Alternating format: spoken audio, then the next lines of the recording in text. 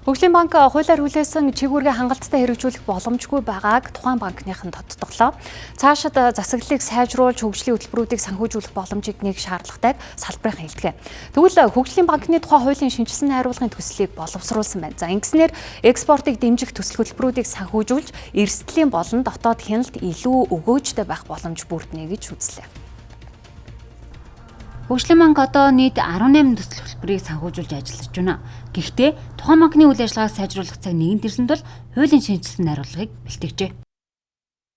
Тэгээд өнгөрсөн 3 жилийн засгийн газартай хамтарч хэрэгжүүлсэн арга хэмжээний үр дүнд энэ банкн дээр үүссэн байсан чанаргүй зээлүүдийн хэмжээ бол нэлээд өртөө буурлаад одоо банк бодвол үндсэн өөрийнхөө хөрөнгө босгох том төслүүд рүү санхүүжүүлэхээр өнөөдрийн Монгол улсын төслийн хөрөнгөөр хийж чадахгүй байгаа тэр том хөрөнгө оруулалтад зориулж олон улсын зах зээл дээрээс олон улсын хамтарч ажилладаг банк санхүүгийн байгууллагаасаа их усүр татаж зээлээ олгож эхлэе гэдэг ийм зорилтыг тавьсан байгаа. Би бол энийг үнэхээр дэмжиж байна. Яагаад гэхээр бид нэр одоо яг энэ экспортлагч үндэсний брэнд бүтээгдэхүүнээдээ одоо яаж зах зээлд гарах уу, ямар дэмжлэг үзүүлэх үү гэдэг хөгжлийн банкны энэ бодлого бол надад маш их таалагдж байгаа.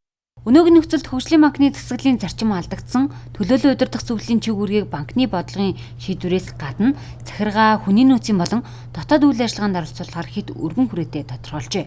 За энэ мэт асуудлыг илүү тодорхой, ил тод болгож засаглалыг сайжруулах шаардлага нэгэн төрсөн байна.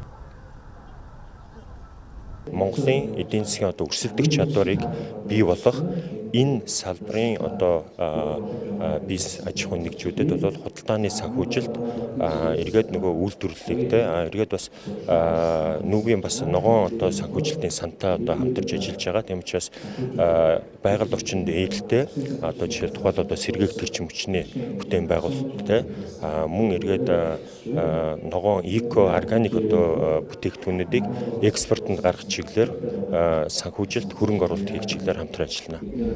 Тэгвэл бид нар олон улсын менежмент хүнд баг л хацруулал ерөнхийдөө хамгийн ангид тийм улсрын нөлөөлөөс ангид байх болов уу гэж бодож байна. Тэгэхээр ийм шууд ерөнхийдөө олон улсын баг хацраад ажиллуулна гэдэг тийм хөлбөр байж болов уу гэж бодож байна.